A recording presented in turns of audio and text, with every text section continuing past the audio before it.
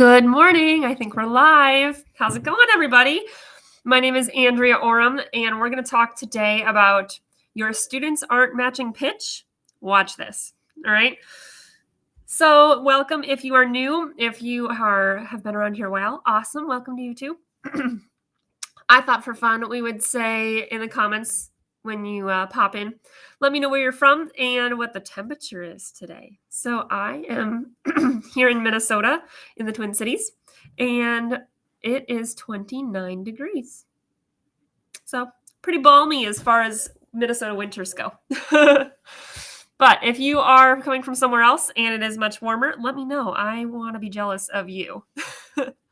So today we're talking about matching pitch with our students. But before we do that, I guess I should introduce myself in case you're new around here. My name is Andrea Oram. I am a pre-K through 12 music teacher for homeschoolers and for different classes and choirs, and I teach ukulele, voice, and piano lessons and ensembles, and it's super fun. And I also get to mentor new music teachers. I have a privilege of helping them along in their journey with various tips and tricks. So today is one of those tips and tricks. Your students aren't matching pitch. Well, there's a couple things we want to check here. First of all, are they middle schoolers? Or are they very small children?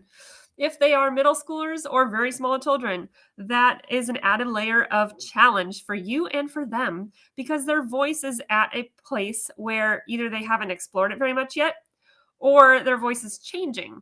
And so they might be struggling with that experience of it changing a little bit. But they still can match pitch, but it just might be a little bit more challenging for you to help them. So one of the things that there's two main things that are required for matching pitch. There is the ear, being able to hear the pitch and being able to hear it accurately and hear whether your voice is on the same pitch as you're hearing. So that's an ear thing, a listening thing. But there's also the coordination of hearing that note and then being able to coordinate the muscles and cartilage and things like that in your vocal folds, in your voice system to be able to make that sound. Okay. So if you are struggling you maybe can hear the pitch and you can hear that you're not singing the right note, but your voice isn't coordinated, the muscles aren't coordinating properly, that would be the struggle in matching pitch, okay? So when you have students who aren't matching pitch, you could even do an exercise with the whole choir or with your whole group and say, okay, I'm gonna sing a certain note, Loo, and I want you to try singing it back to me. Loo. Okay, very good. If your voice is higher or lower than my note and your ears can understand it, give me a thumbs up. And the reason why I don't do raising your hands is because then that's very public. Thumbs up is a little more private, so not as many people are going to be able to see that or going to be aware of that. And if you don't hear the pitch, or you could even say, hey, if you hear some of our voices are going higher or lower than the note that we sang, give me a thumbs up. So then everybody's kind of evaluating, oh, did I hear everybody sing the same pitch or did I hear everybody some people sing a different pitch? So then that gets the students who maybe weren't singing the same pitch thinking about listening. And then you say, oh, okay, I see some people have a thumbs up. That means some of us were singing a note that wasn't the note I sang. So let's try again. I want you to really listen to the note I sing and see if you can make that same note. See if you can sing the same pitch.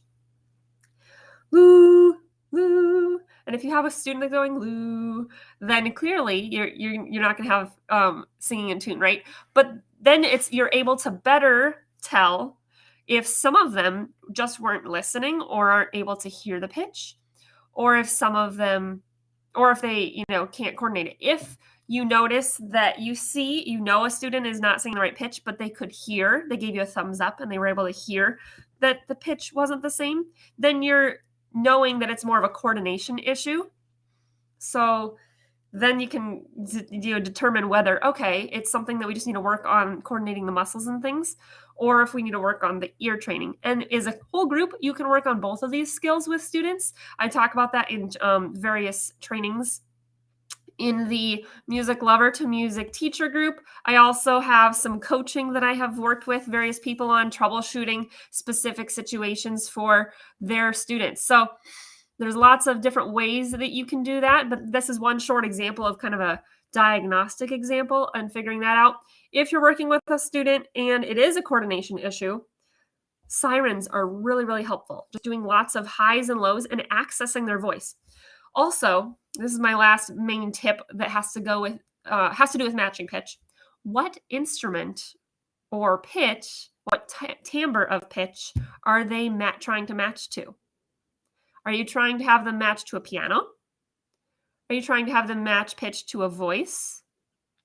Are you trying to have them match pitch to something else, like a pitch pipe or an instrument like a band instrument or something like that? Because if you are trying to have them match pitch to a piano, which has a very different timbre than the voice, then that might be part of the struggle for some students.